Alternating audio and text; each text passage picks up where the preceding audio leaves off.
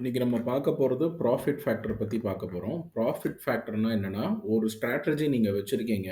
அந்த ஸ்ட்ராட்டஜி வந்து ஒழுங்கா பெர்ஃபார்ம் பண்ணுதா? இல்ல பெர்ஃபார்ம் பண்ணலையா? அதாவது பெட்டரா பெர்ஃபார்ம் பண்ணுதா? இல்ல வொர்ஸ்ட்டா பெர்ஃபார்ம் பண்ணுதா? இப்படிங்கிற ஒரு மெஷர்மென்ட்ட பண்றது தான் வந்து இந்த ப்ராஃபிட் ஃபேக்டரோட வேல.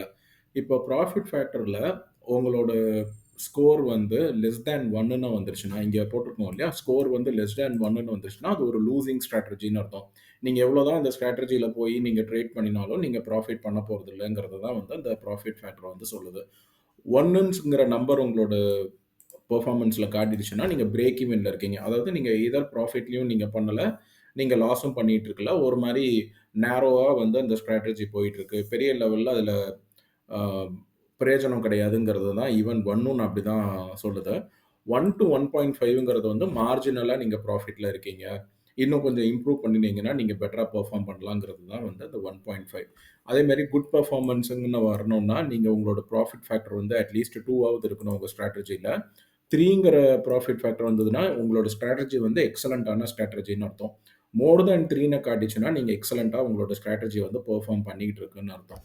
இதெல்லாம் வந்து உங்களோட ப்ராஃபிட்லயும், உங்களோட லாஸ்லயும் வர நம்பர வச்சு, இந்த ப்ராஃபிட் ஃபேக்டர வந்து கால்குலேட் பண்ணி, உங்களோட ஸ்ட்ராட்டஜி வந்து பெட்டரா இருக்கா? இல்லையாங்கிறத அது சொல்லும். இதுக்கு தேவையான இன்புட் மட்டும் நான் சொல்றேன். 1 நீங்க ஒரு 10 நாள் நீங்க ட்ரேட் பண்ணியிருக்கீங்க. இல்ல ஒரு 100 நாள் ட்ரேட் பண்ணியிருக்கீங்கன்னு வச்சுக்கலாம். இந்த 100 நாள்லயும் ஒரு 50 நாள் ப்ராஃபிட் எடுத்திருப்பீங்க. ஒரு 50 நாள் லாஸ் எடுத்திருப்பீங்க.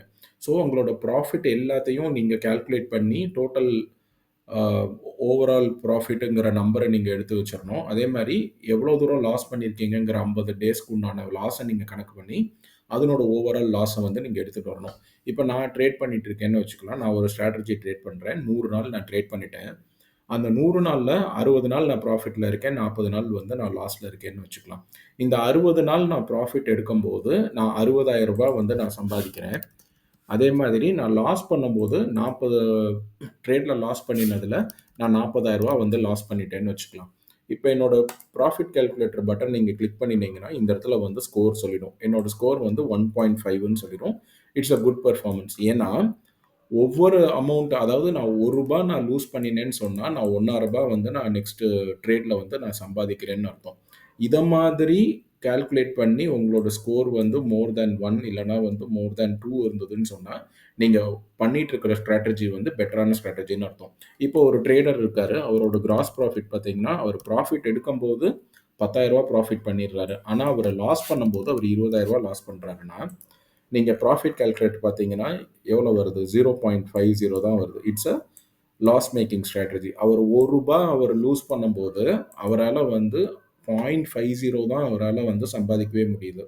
அப்படி இருக்கும்போது அந்த ஸ்ட்ராட்டஜிய ட்ரேட் பண்ணணுங்கிற அவசியமே கிடையாது. இத மாரி ப்ராஃபிட் கால்குலேட்டர வச்சு ஒரு ப்ராஃபிட் ஃபேக்டர கண்டுபிடிக்கிறதுல ஒரு ட்ராபேக்கும் இருக்கு. என்னன்னா, ஃபர்ஸ்ட்டு 100 நாள் வந்து அவரு ப்ராஃபிட்டபிளா இல்லாம இருப்பாரு. அதுக்கப்புறம் 100வது நாள் கழிச்சு வந்து அவரு ப்ராஃபிட் மேக்கிங் ஜோன் கிட்ட போயிருவாரு.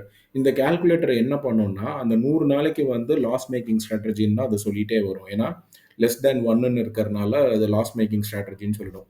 பட் 100 நாள் கழிச்சு நீங்க பண்ணிட்டு இருக்கிற ஸ்ட்ராட்டஜி வந்து பெட்டரா பெர்ஃபார்ம் பண்ண ஆரம்பிச்சுருச்சுன்னு சொன்னா, இந்த ப்ராஃபிட் ஃபேக்டர் கால்குலேட்டர் வந்து மறுபடியும் அதனோட நம்பர சேஞ்ச் பண்ணி 2, 3ன்னு அது காட்ட ஆரம்பிச்சுரும். இத நீங்க எப்போ வந்து உங்களோட ட்ரேடிங் டெசிஷனுக்கு நீங்க எடுத்துக்கலாம் அப்படிங்கிற எந்த விஷயத்துல நீங்க இத வந்து நீங்க இன்புட்டா எடுத்துக்கலாம்னா, நீங்க கரண்ட்டா வந்து உங்களோட ஸ்ட்ராட்டஜி பெட்டரா இருக்கா? இல்லையாங்கிறத வந்து நீங்க பார்க்கறதுக்கு இந்த ப்ராஃபிட் ஃபேக்டர் கால்குலேட்டர வந்து நீங்க யூஸ் பண்ணிக்கலாம். இதனோட லிங்க் வந்து நான் டிஸ்கிரிப்ஷன்ல குடுத்துருக்கேன். நீங்க கிளிக் பண்ணினாலே இந்த பேஜ் ஓப்பன் ஆயிடும். உங்களோட ஸ்ட்ராட்டஜி எப்படி பெர்ஃபார்ம் பண்ணிட்டு இருக்குன்னு பார்க்கறதுக்கு, உங்களோட கிராஸ் ப்ராஃபிட் நம்பர நீங்க எடுத்துக்கோங்க. உங்களோட கிராஸ் லாஸோட நம்பர் எடுத்துக்கோங்க. இந்த 2 இன்புட் மட்டும் நீங்க குடுத்துட்டீங்கன்னு சொன்னா, உங்களோட ப்ராஃபிட் ஃபேக்டர் அது கண்டுபிடிச்சு சொல்லிடும். அந்த ப்ராஃபிட் ஃபேக்டர நீங்க எப்படி இன்டர்பிரெட் பண்ணணுங்கிறதுக்கு உண்டான கைடு வந்து நான் கீழ குடுத்துருக்கேன்.